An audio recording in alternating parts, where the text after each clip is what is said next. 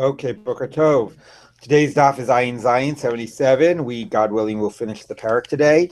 We start 2 lines from the bottom on Ayin Vav Amud Bet. We're dealing again with the Mishnah, wrapping it up. We dealt with yesterday that said that if there's a husband sort of stipulated, I'll talk in a minute whether he stipulated or not anyway, that there wouldn't be any blemishes, and there were blemishes. His wife had blemishes, but there's a question when she got them, before or after the Kiddushin. So if it's in the house of her father, it's her burden of proof. If it's in her house, it's his burden of proof. And in the Gemara sort of compared that to made this whole analogy of switching a donkey with a cow, and or selling a cow to a shochet, and where it got became a treifa. And it's interesting that it held up in essentially 2 different models. One is that the burden of proof is always on the person who's trying to extract the money, but the other is the model of our Mishnah, which is that the burden of proof is in in terms of where the problem was discovered.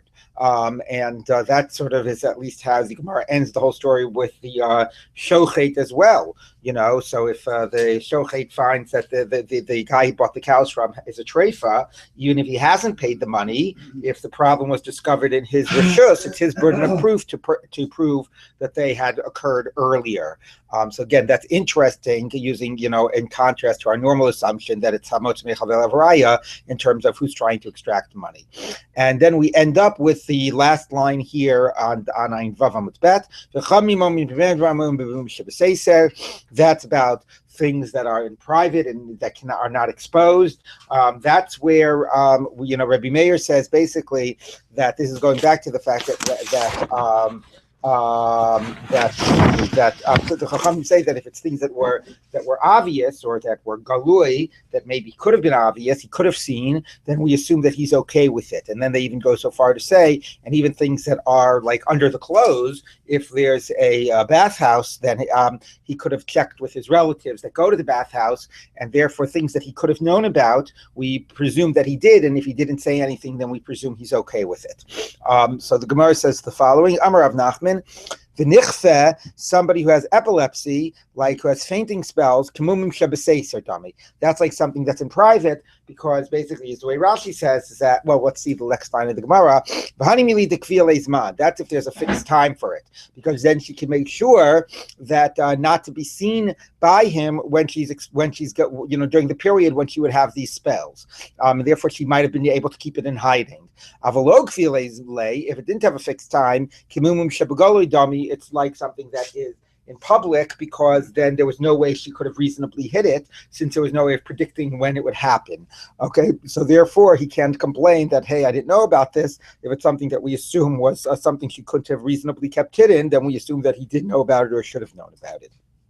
Now, I want to say one thing before we get to the next Mishnah, because the next end of the parak is going to continue with this issue of mumim.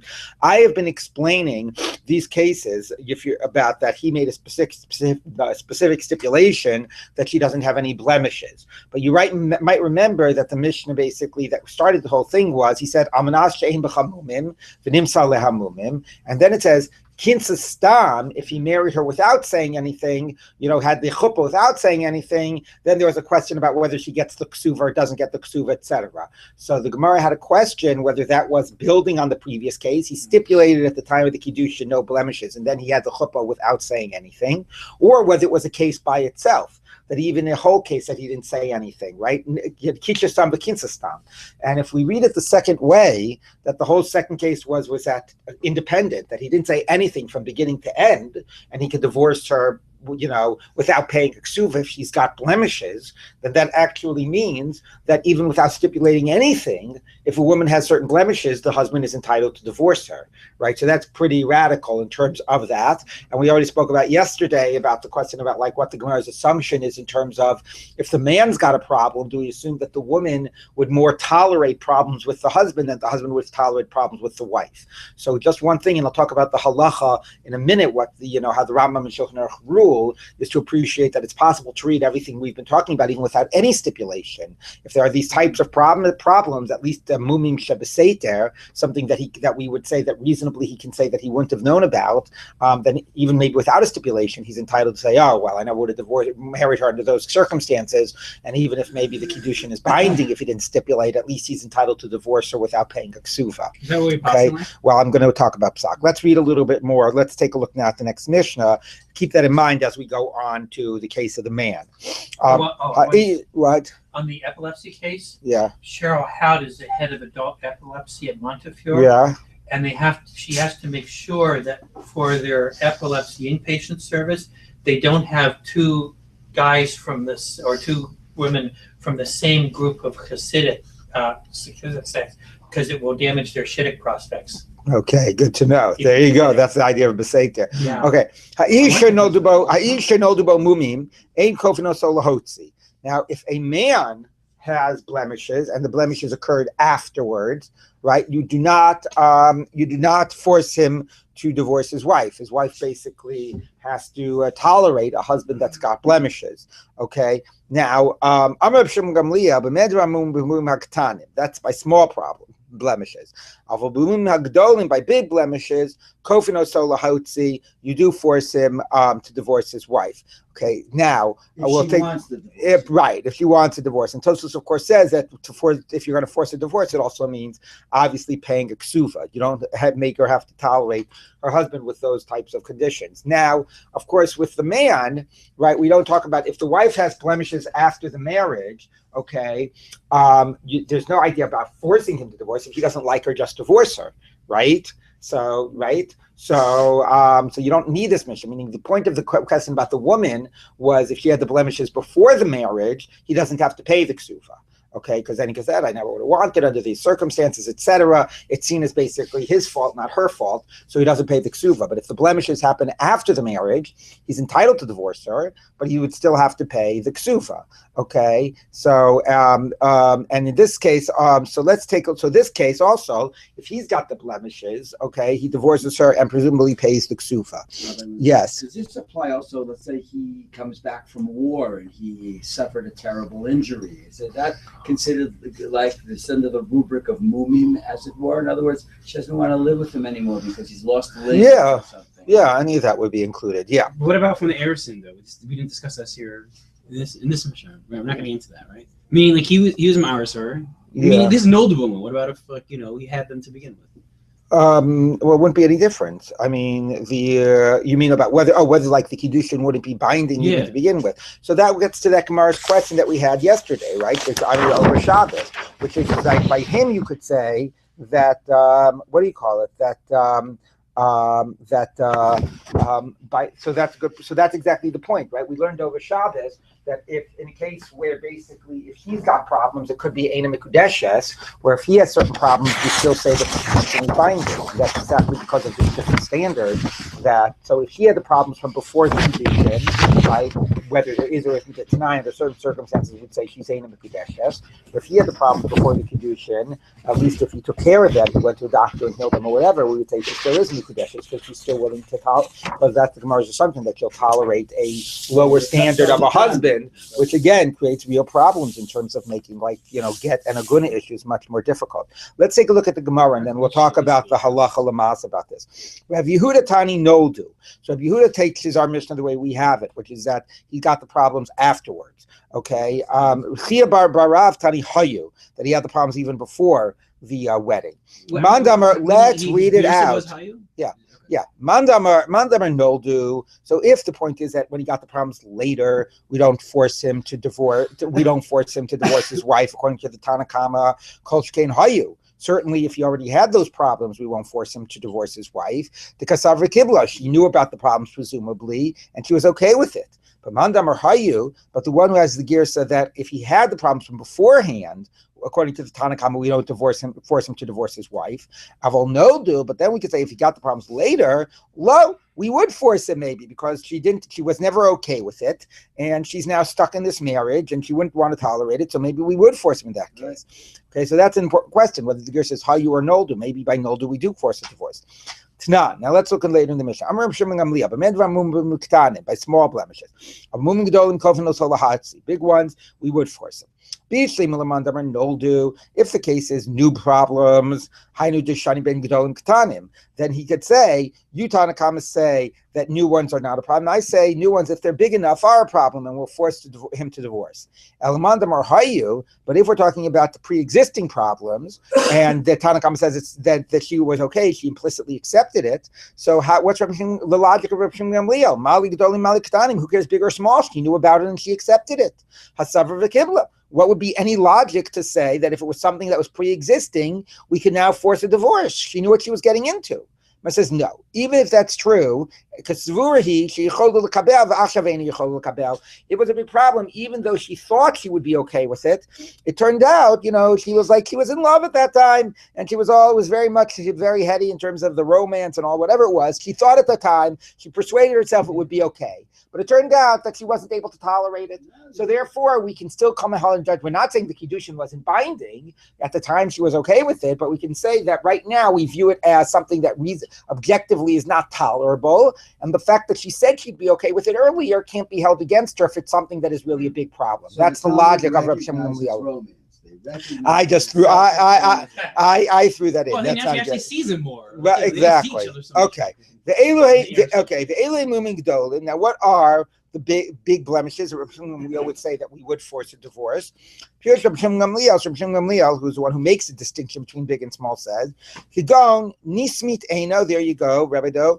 An eye became blind, Nikta Yado, or a hand got cut off, Vernish Baraglo, or a broken leg. Which, yeah, well, not in those days, not so well.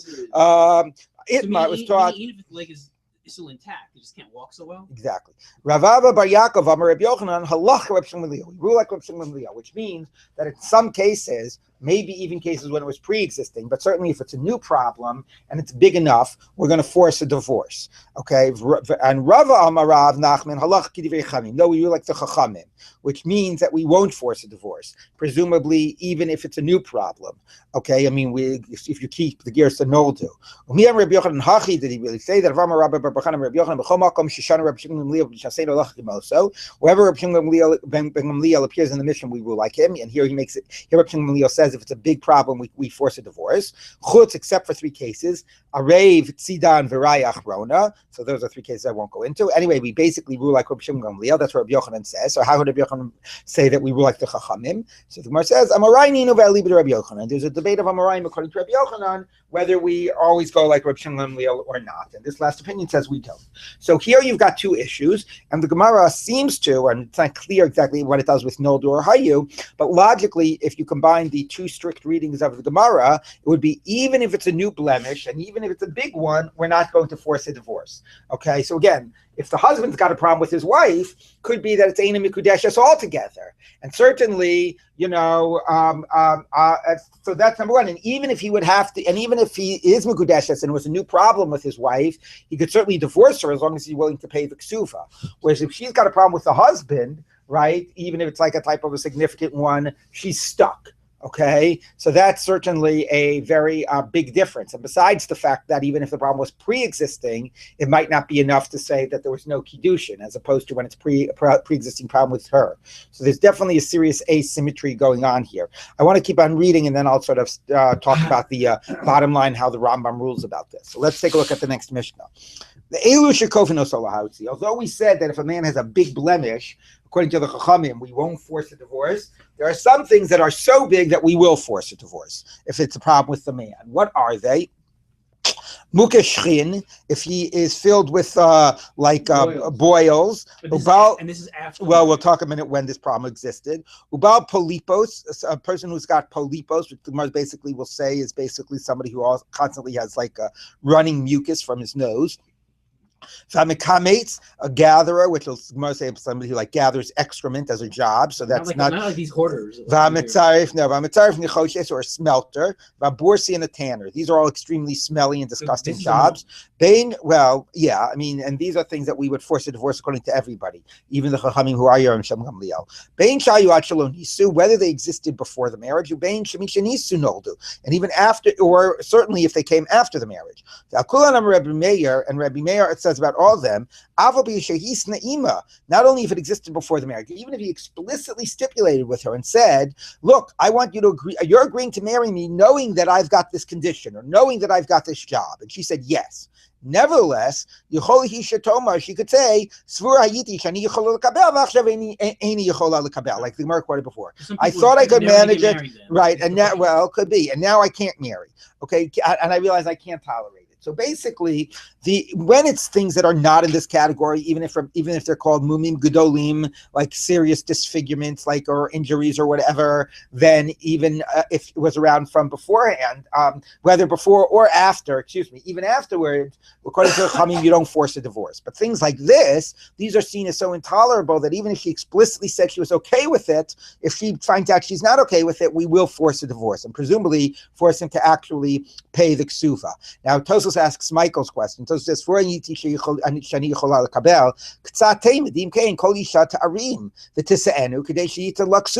if you say that forcing a divorce means that he has to pay the ksuva, so every woman will agree to marry this rich tanner, okay, and then say and make explicitly write a prenuptial agreement and say that she's okay with it, and then say, oh well, I realize I'm not okay with it, okay, and then she'll say,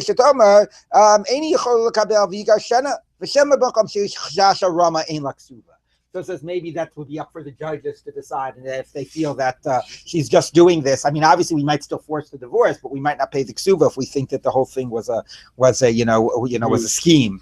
All right. So now let's take a look at the Gemara. So at least there are some cases we force a divorce. So the Gemara says the following: My ba polypus. What is this person with polypus? Amar Rav Yehuda Amar Shmuel reach hachotam. Okay, it's some type of a. Did I skip a line? Oh, I'm sorry. The Chachamim must say, excuse me, thank you. If the woman explicitly agreed, like that was Rabbi Meir, but the Chachamim say if the woman explicitly agreed, then she's bound, but then, we're not going to force a divorce. She explicitly agreed. Chutz mimukashchin, with the one case of the guy that's got the blisters, boils, because basically, as we'll see, they're having sex with it aggravates the condition, okay, and causes his skin to deteriorate or something. So that's the one case which we will force a divorce, that even if for his benefit, exactly. So basically, even when we say, if you paskin straight like the Chachamim here, reject Rishon Gamliel and reject Rabbi Meir, the only case we'll force a divorce is if it's a new condition and one of these extremely serious ones. But if it's one that's a big but not as big as this, or if it was an pre-existing and she was okay with it, she's stuck with it. Maisa b'tzidon, there was a case in Sidon, but Borsi Echad with a certain tanner, Shemeis v'ayilo ach Borsi, and he had a brother who was a tanner. Amr Chachamim, and the sages say, she could say to this guy who, let's say, wanted to do yibum, I was okay with your brother with his disgusting profession because I really loved him, but with you, I'm not okay with it. She can always not opt out of the yibum. No, she can't. Not if he doesn't want to. It's in the end, it's his choice whether to do yibum or chalitza. So in this case, basically, she expresses that she does not want him to do yibum. Presumably, the rabbis will force him to do chalitza. Okay, that's the point about that. But you're saying they're forcing yibum in normal cases? They wouldn't force or whatever, but if he basically refused to do chalitza, it's not clear, right? What happens if there was a whole big Tosos discussing that before. We're not going to force him, like he's not going to force sex on her, but we might not necessarily force him to do chalitza if we think that yibum is the proper path. But here we'll basically agree with her, and therefore we're really going to strong arm him into doing chalitza. I said we shouldn't be doing yibum at all anyway. Exactly. Okay, my bal polypus. What is this guy with polypus that would be in this big problem category? Amar Rav Yehuda Amar Shmuel reach hachotam. A smell from the nose, so some type, a body odor.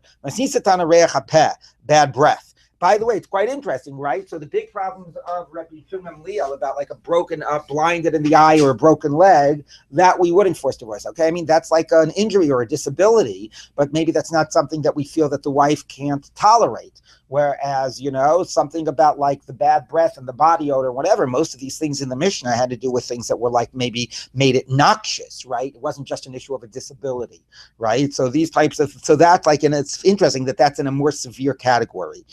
Ravasi teaches the opposite. That Rav Yehuda Shmuel says the bad breath, and the Breita teaches the smell from the nose. I don't know what a smell from a nose is. Anyway, Umanach Beisiman, and he gives an indication, a mnemonic. Shmuel lo pasik pume mikule pirkin. Shmuel's mouth never stopped from talking about this whole parak, so that you remember Shmuel and the mouth. So Shmuel is the one that says it's the bad breath. Okay. Hamikametz, the one who gathers. So my mekametz, what are you gathering? I'm a Rav Yehuda Zemakabe Tzoas Kalavim. Somebody who gathers dog excrement. So Rashi doesn't know. Would that be okay? No, it's just describing that particular one. So Rashi says, why would you need dog excrement? So Rashi says, if you look at Rashi, who needs dog excrement? That somehow they're used in laundering. You go figure that. Interesting, of course, it never occurred to Rashi that you might need somebody to clean up the dog excrement because you don't want dog excrement on your sidewalk. I think that's a very modern invention. Okay, Tosfos basically points out that you could be using dog excrement for the tanning process, which actually ties into the next discussion. Meisvei says, the Gemara last one, this Borsi. We say that a mekametz is a tanner and not dog excrement. So the Gemara says, I may teach you chamas nisin, but how about okay? Why are you asking though on Rav Yehuda to ask on the Mishnah? It lists the mekametz different from the tanner, so clearly mekametz is not a tanner. So the Gemara says no. That's not difficult. You could have a guy who's a major scale tanner and a small scale tanner, maybe, and as Tosfos points, maybe they, I don't know, get different degrees of smelly or different types of jobs that they do. El Rav Yehuda kasha. According to Rav Yehuda, it's difficult because the Mishnah says that because the Breita says that that what do you call it? A mekametz is a borsi, and you're saying it's a guy who collects excrement. Of course, Tosfos says I don't understand the problem. The guy who's collecting the dog excrement is for the purpose of tanning. It's not their separate things. That's exactly the same thing. But the Gemara somehow thinks that they're different and asks the question. So the Gemara says, Tanai, it's a debate of Tanai and what this mekametz is. Tani, we don't embrace the mekametz is a borsi, a mekametz is a tanner. The Yeshomim zeh mekametz os kalavim. And others say it's the one who collects dog excrement. Fine. I'm sorry. I'm a little confused. So we're saying that Toas Kalavim is a problem, but if it was Kabo Toas something else, it wouldn't. No, you said that before. No, nobody's discussing anything else. Anything else might just as much be a problem. We're just describing what this profession was. Right. We're not describing. But this one is particularly. This is just the case. And the guy who smelts copper and the tanner. What is the guy who smelts copper? Ravashi Amar Chashli Dudi. Basically, the guy that beats out these pots. So the guy who works with molten copper in order to make the pots or whatever, to make things out of it. That's apparently very smelly. No, it's the guy who actually gets the copper out of the from the copper ore from its very source, and somehow that also is a very disgusting profession, like a coal miner, I guess, or something. It involves smelting copper sulfides, which produces the rotten eggs. Rotten egg smell. Yeah, disgusting. Good to know. Okay, all right. We talk like Ezu Mitzaref, who is the one who extracts copper from its source, and as we understood, just heard, gets a rotten egg smell. I'm a Rav. Now, let's say a man says, so these are cases about having a certain type of a disgusting profession, which if it came later and was we would force a divorce. Now, let's say a guy just refuses to do his marital responsibilities. I'm not going to pay for my wife's food and board. Yotimi thinks ksuva. So there also we would force him to divorce and pay the ksuva. Okay, that makes sense. He's not doing his responsibilities. It's sort of like a moraid as opposed to like a moredes. Azarav Elazar Amar Lishmaita Kamadish Shmuel. Rabbi Elazar went and said this in front of Shmuel.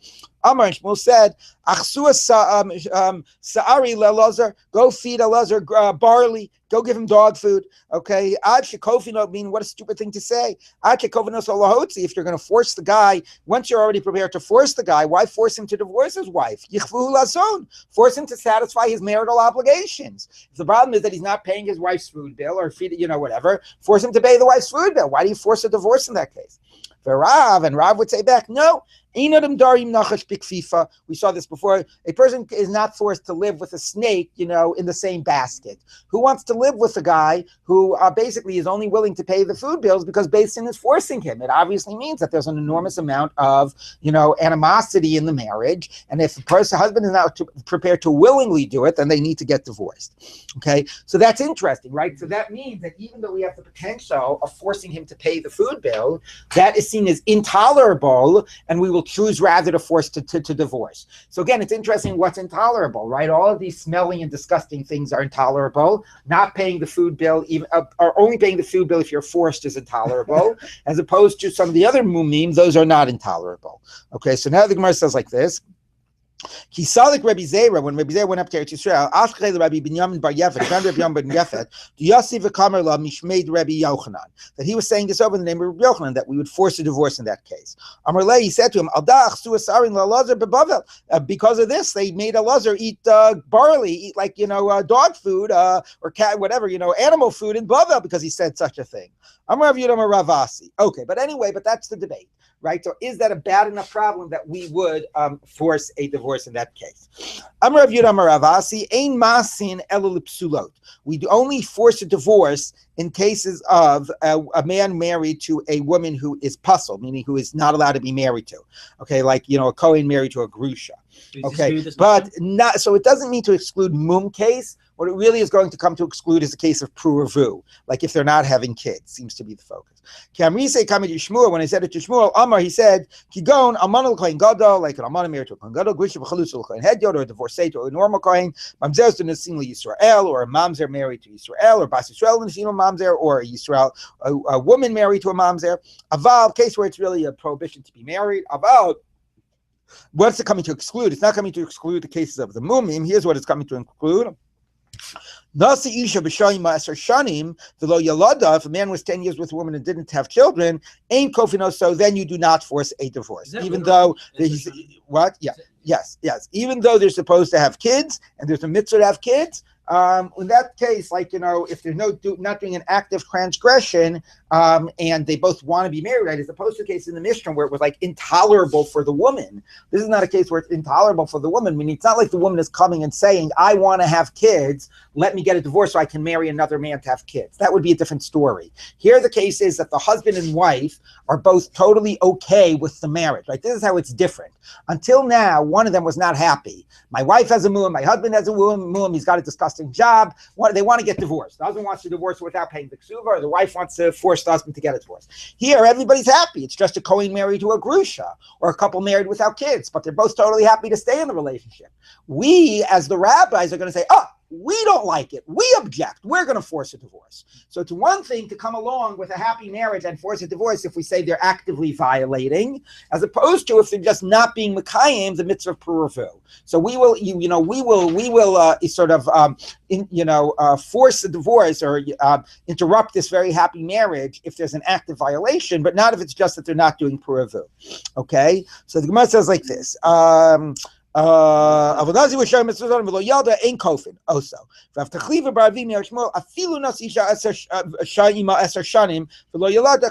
no, even in that case we force a divorce. Now let's take a look. We turn our Mishnah. The following we force a divorce. And we don't mention, these other cases about married to like a Kohen and a Grusha or not having kids. According to Ravasi, that we don't do it for lack of kids. So it's good. It's not a problem that we don't mention the case about about the Kohen and the Grusha.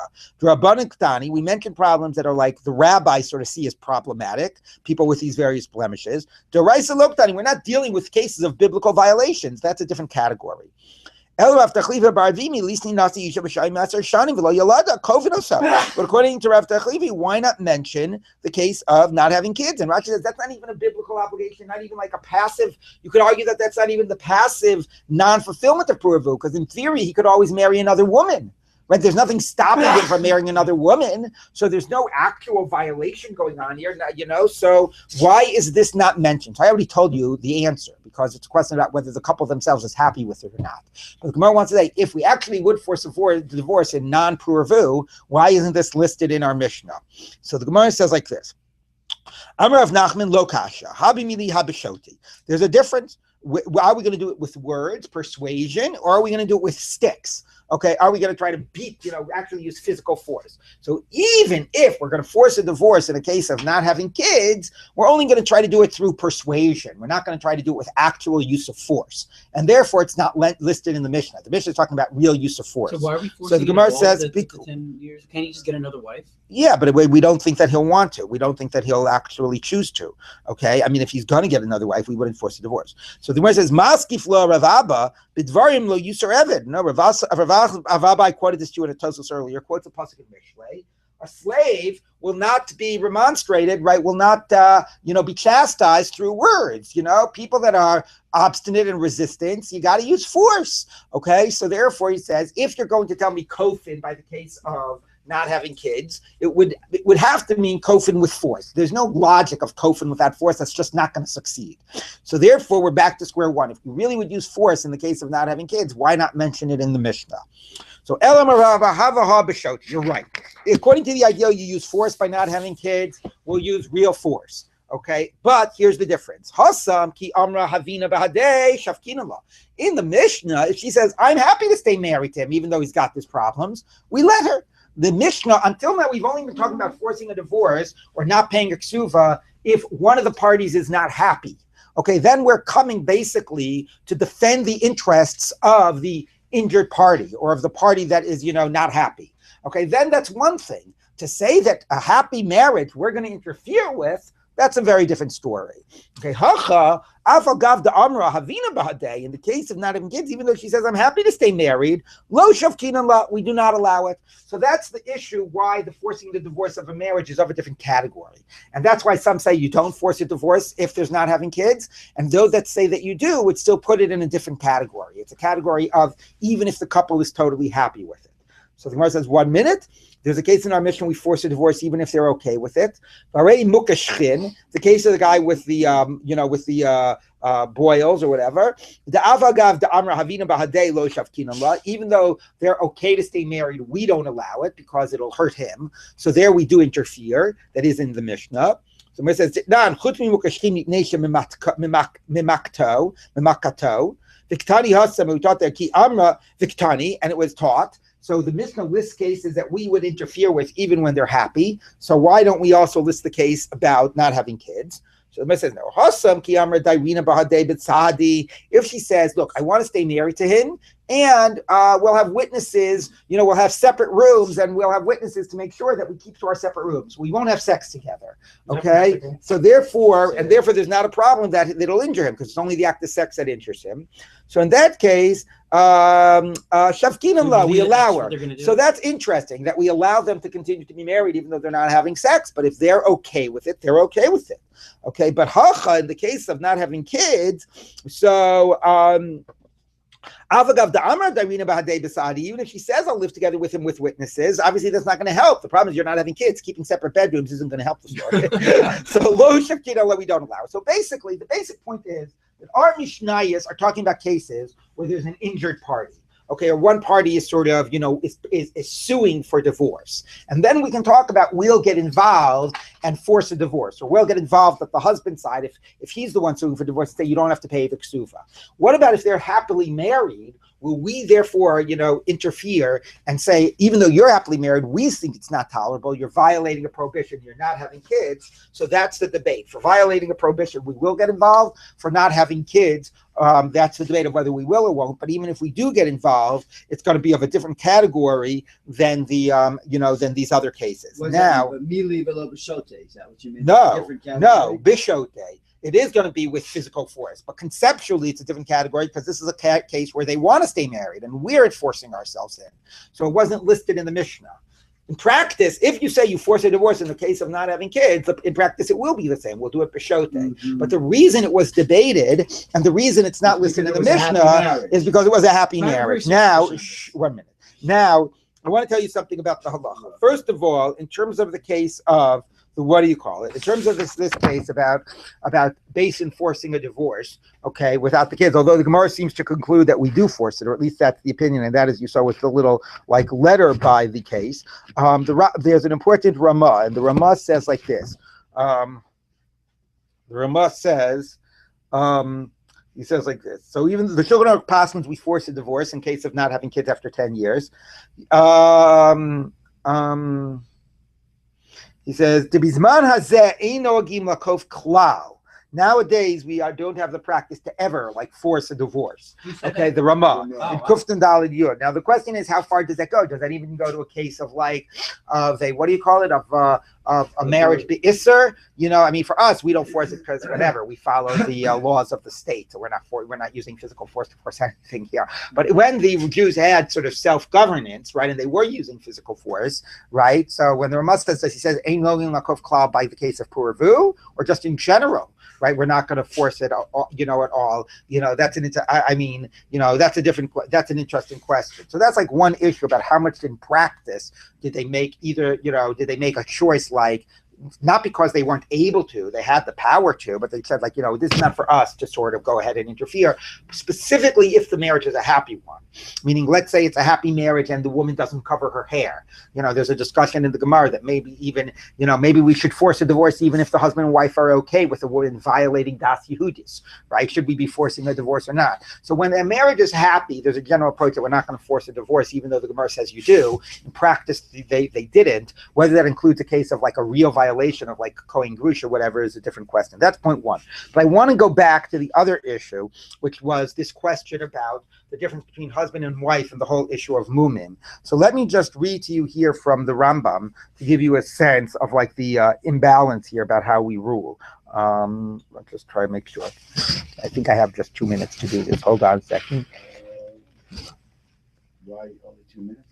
No, because I got to get to the end of the parak. The other thing is... Okay, so wait a minute. Okay, so here's what the Rambam rules. He says, start from just giving us a recap of things we've discussed. Okay, Hanose Isha Stam, this is in Parak Kafei, V'nimtzu aleh nedarim, teitze below ksufa. So he reads it, remember, even if there was no stipulation, okay, so the Kiddushin is still binding, but she can be divorced without a ksufa. Okay, and then he discusses what type of nidarim. The Cain, Hakonis Isha Stam, I'm reading excerpts. V'nimtza ba'mum, mimumei hanashim, v'lo yada ba b'mum zeh, v'lo shama bo, he didn't know about it and he wasn't okay with it. So again, if there was no stipulation, the marriage is still binding, but he's entitled to divorce without iksufa. And then he goes on and discusses about the bathhouse and mumim shebagaloy and mumim shebeseter and the whole types of discussions. And he has a whole interesting issue here about, let's say he doesn't have relatives in the city, but he has friends. Can he ask his friends about about checking out his potential wife in the bathhouse, or is it only something he'd feel comfortable asking his relatives about? But anyway, the point is, even without stipulating anything, okay, then he's entitled to divorce her if there are mumim or nedarim without paying a ksufa. Okay, and then he says like this, and then he has a discussion about, let's say there's a debate when the mumim came about. He says like this. He says, 1 minute.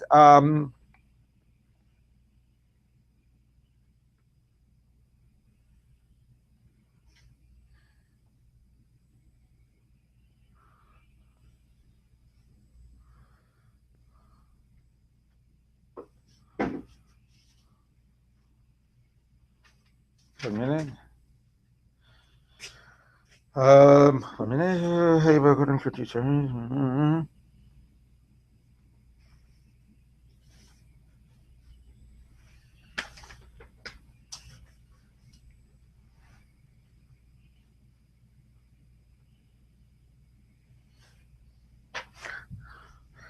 Right. Now, if he has, if those are all, if the mumim were from before he got married, right? But if the mumim were after he got married, then basically we say it just happened to you. It's not her fault. And, if you want to divorce her, you're going to have to pay the ksuva, right? So the only point is that we're not obviously not forcing divorce, but he's entitled to divorce her without paying the ksuva. Like we've learned, all those cases is when the mumim were prior to the marriage. If the mumim came after they had gotten married, then okay, bad luck, things happen. People get old, things change or whatever. You want to divorce her, fine, but you'll have to pay the ksuva. That's her mumim, okay? So if she's got the mumim, he didn't say anything. If they were from before marriage, then basically it's not his fault, it's her fault. She should have told him or whatever. He didn't want this. That wasn't the assumptions. He's entitled to divorce without a ksufa. After the marriage, things happen. So you want to divorce, but you'll still have to pay the ksuva. Now, how about if he's the one that has the mumim? It says, okay,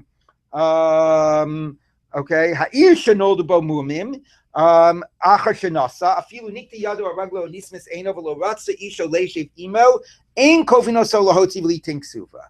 El im ratzta teishev, so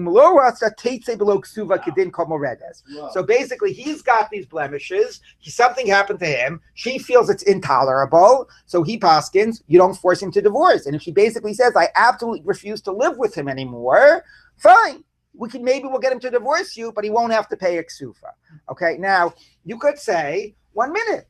This is it is exactly parallel, right? Because if he gets the blemishes, if she gets the blemishes after the marriage, if he wants to divorce her, he has to pay the ksuva. You can't blame her. Not blaming her means he still has to pay the ksuva if he's going to divorce her. So if he gets the problems after the marriage, you can't blame him. If she wants to force a divorce, she can force a divorce, but he won't pay the ksuva. You can't blame him for the things that happened after. The only problem is that it doesn't have the power, right? In the one case, he's he has the power. In this case, she doesn't have the power, right? In the other case, he can decide whether to divorce or not. Here, she's completely sort of, but the Rambam says, no, we would listen to her, and we might force a divorce if she says it's intolerable, but we would just say, you can't blame him for that, so there's not going to be a ksuva. Okay, so it's not as, and then he says, Nasa ish mukashchin kofin lahotzi v'liten ksuva. Okay, and he does right, and then it gets to our Mishnah that if he had these problems, 1 minute. Etc.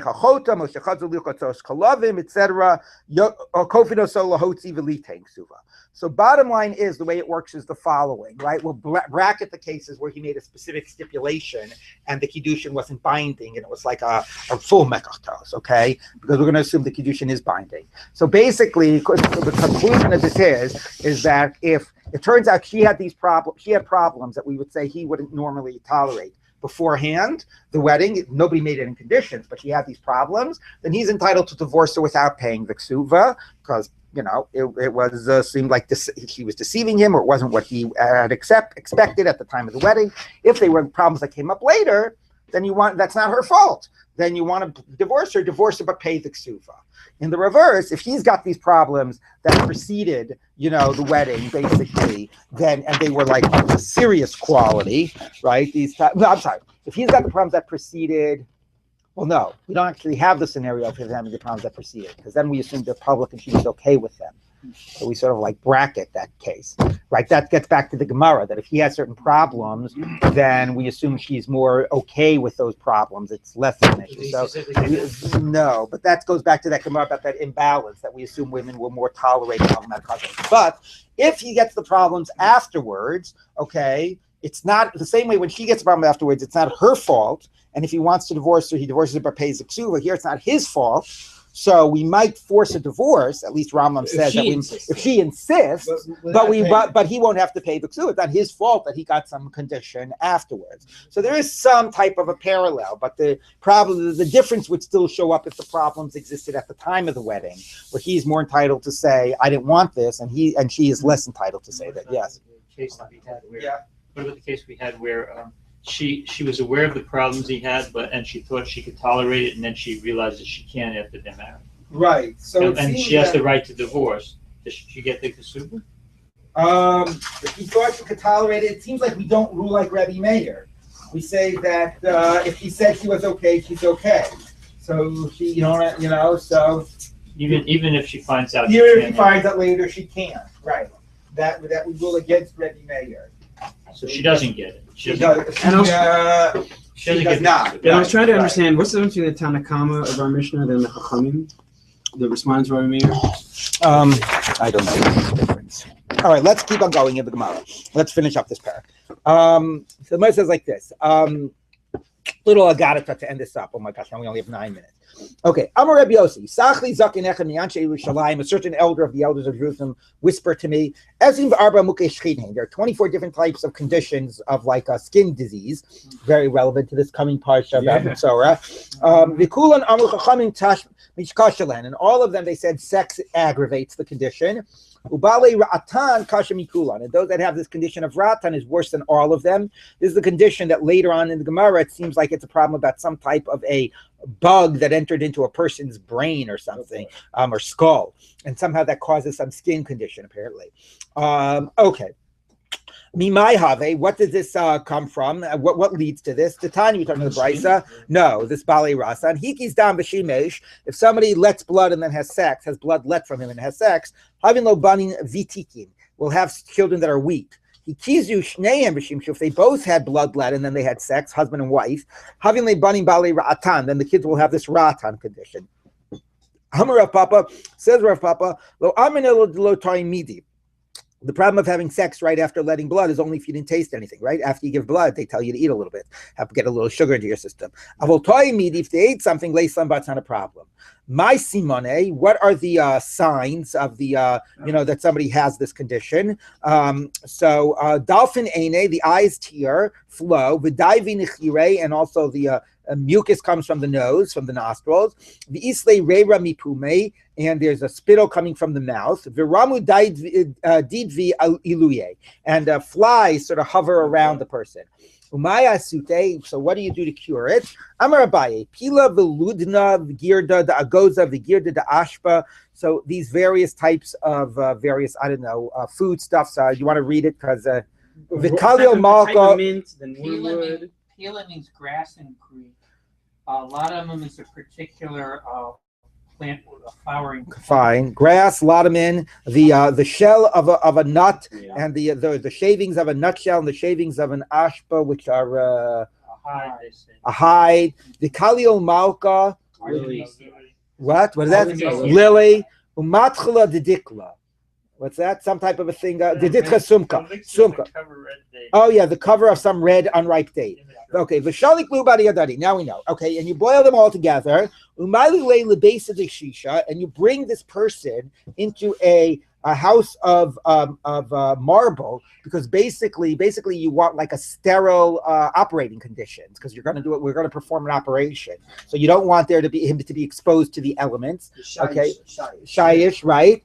If there is no house of marble around,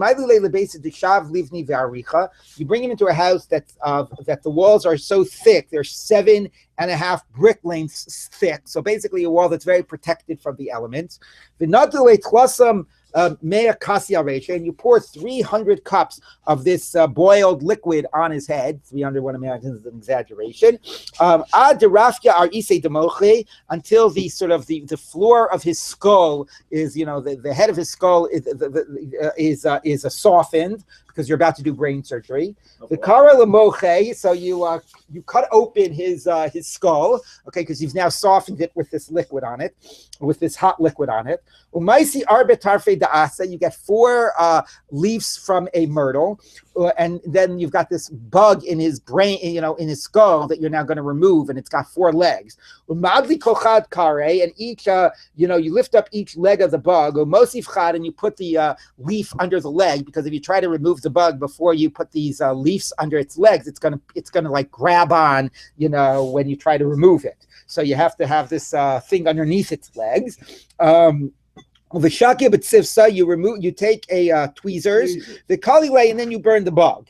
The iglo, and if you don't burn the bug, it'll just get back into the guy's head. Okay, Rabbi Yochanan announced, keep your distance from the flies of the people of Ratan, because they'll spread the disease. And now we're actually going to see the Gemara has an idea of spreading disease. Let's take a look. Rabbi Zera, sort of again like the Mitzvah, he sent him outside of the camp. Rabbi Zera lo havi yasi bezike. Rabbi Zera would not sit in the same air of the of the wind like that would carry from the people with this disease. So they understood the problem about communicating disease. Rabbi Eliezer lo aya ba'ale. Rabbi Eliezer wouldn't go into the same tent. Okay, Rabbi Ami, Rabbi Asi lo havi achli mi beid ahi mavoa. They wouldn't even eat from eggs that were from that same courtyard. Somehow they were afraid that things were contagious. Rabbi Yoshua ben Levi michrich buhu. Right now, Rabbi Yoshua ben Levi didn't care about this. He would interweave, like sort of involve himself with them, literally wrap himself among them. Va'asik b'Torah, and he would learn Torah, and he felt the Torah would protect him. Amar, Ayelas Ahivim v'Ya'elet Chen. It is the dough of like love and and we had this right. The smicha thing before. Exactly. Okay, and like a jewelry of charm. Im Chen Ma'ale Elomdeha, from the word Ya'aleh Oleh. If it brings charm, if it brings onto those that learn it, Aguni Lo Magna, how much more so will it protect them from any injury? So the Torah will protect me. And what can I tell you? One also wonders, if this is a little bit of like also of a response, or how much is this in the context also of those stories in the Gospels of Jesus, who would go amongst all of the sick and the lepers and so on, and the Pharisees would avoid them. So here you have Rabbi Yoshua ben Levi, who is willing to go among them, right? As long as he's like learning Torah. When he died, so they up in heaven said to the angel of death, Zil avid le reuse, go do to him his desire, which is a funny euphemism. It basically means kill him, but it also seems to be like you're going to kill him because it's his time to die, but also maybe like get whatever, like a seat to whatever he requests he might have, which seems to be the story too. Right. So the angel of death appeared to him. So Rabbi Yoshua ben Levi said, show me my place in Olam Haba. Oh, it's so funny. That's where he's going. But okay, he wanted a preview. Amalei, l'chai, fine. Amalei, havli sakincha. So then he said to the angel of death, give me your knife before we go up to see Olam Haba, because I'm afraid that you're going to kill me along the way. Dilma mivatet liba orcha. Maybe you'll sort of scare me with your knife along the way. Anyway, I want to feel protected while we're going on this trip. So the angel of death gave him his knife. When they came to the Olam Haba, Dalye, he lifted up the curtain or whatever, and he saw what his place would be like. Kamachrile, when he was showing it to him, Shaver, so Rabbi Yoshua ben Levi jumped over the fence. Nafil lahu gisa, and he fell on the other side of the fence. He jumped into Olam Haba while he was still alive. He wanted to save himself from actually the experience of dying. So he wanted to enter in alive into Olam Haba. Nakte v'karne de glime. So the angel of death grabbed onto him by the edge of his cloak. Amalei b'shvuasa de lo asina. Rabbi Yoshua ben Levi said, an oath I will refuse to return to that world. Amakuchabrichu. God now makes an appearance. God comes and says, if he ever had an oath annulled when he was living, then we're going to annul this oath and he'll have to go back. His oaths won't stand. But if he never annulled an oath, lo nahadir, then he's not going to be bound to go back. He made an oath and he's going to be allowed to keep it. So Amarle, so he managed to go into Olam Haba without dying. So Amarle, havli sakinai. So the angel of death said, give me back my knife. Lo v'kayoevle. He didn't want to give it back to him. Nafik basko ve'amrale. So a heavenly voice came out and said, Havni hale, give the angel of death back his knife. The mitbo libriasa, because it's needed for the creatures. I mean, other people have to die. You managed to get in alive. Maybe didn't want to give him the knife because he was still afraid he was going to get killed. No, you got in alive, but the angel of death still needs his knife. Okay. Machriz Elio Kamei. So Elio announced, in front of him, about Panu Makam Lebar Levi, clear out a place for the son of the Levi, right? Rabbi Yoshua ben Levi. So then Rabbi Yoshua ben Levi came and he found Rabbi Shimon ben Yochai.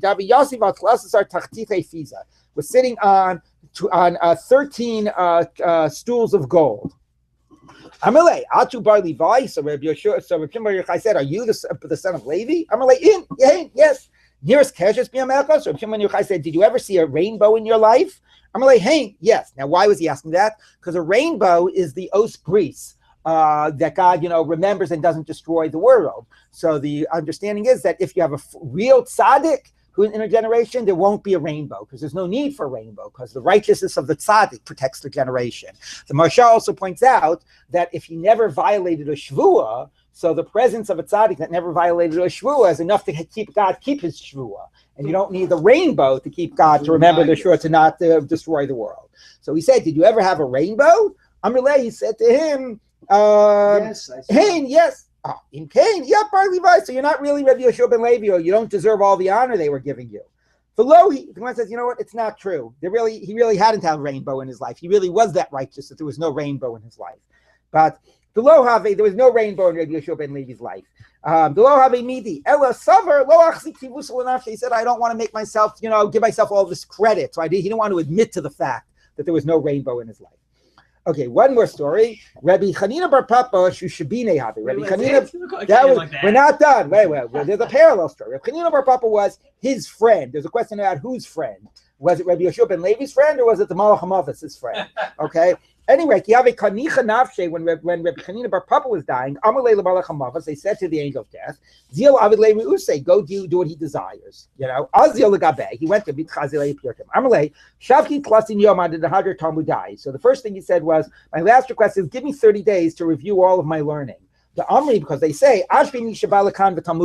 praise is the one that comes to the world to come, and his learning is in his hand. So therefore, I want to be, have all my learning under my belt before I die. Shavke, he gave him the time. And after 30 days, he appeared to him. He said to me, show me my place in the world to come. Fine. He said, give me your knife while we go on the trip. Lest you scare me. You want to do to me like your friend did to me? I know that trick. I've seen that before. So he said to him, yeah, I'm just as worthy of it as Rabbi Yoshua ben Levi. I see Sefer Torah, bring me a Sefer Torah, and show me, is there anything in it I didn't fulfill? I'm just as worthy as Rabbi Yoshua ben Levi for you to give me your knife when we go on this trip. Did you ever sort of involve yourself with the people that have this contagious disease, Rasan, and learn Torah in your belief that the Torah would protect you? So you might have fulfilled the whole Torah, but you're not at the same madrega of Rabbi Yoshua ben Levi. It sort of makes you think about those health workers that are going now to deal with, like where do they get that, ability to risk their lives, and whatever. So he said that madrega you're not at. Okay, so he says, even though he wasn't at that madrega, when he died, a pillar of fire separated his funeral coffin. Who was this again? Rabbi Chanina bar Papa and everybody else, to show that he was like in his own madrega. He was in a separate, level than everyone else. The Gemirian, we have a tradition, the low nifsik amuda denura, that a pillar of fire only separates elchad b'darei, only somebody who is single in his generation. Oh, the train dart moves two people of a generation.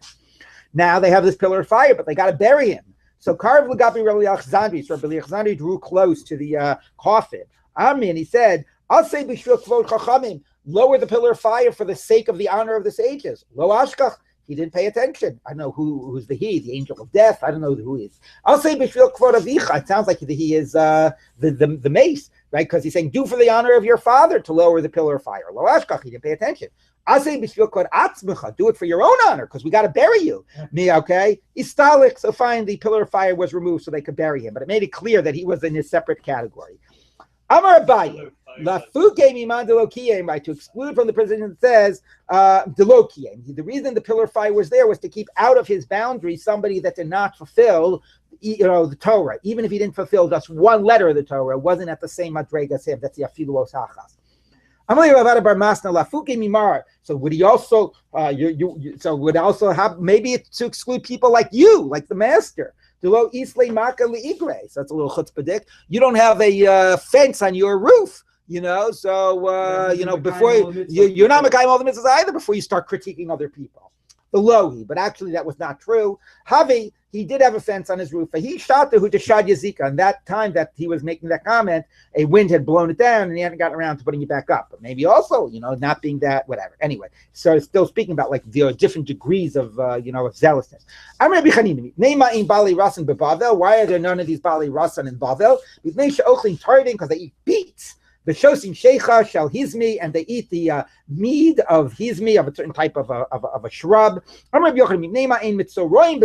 Just tie in explicitly to our parsha. Why are there no lepers, mitzorayim, people with his skin disease, and they eat beets. The shosim shecha, they drink beer. The rochsim b'mei prat, and they bathe in the Euphrates. There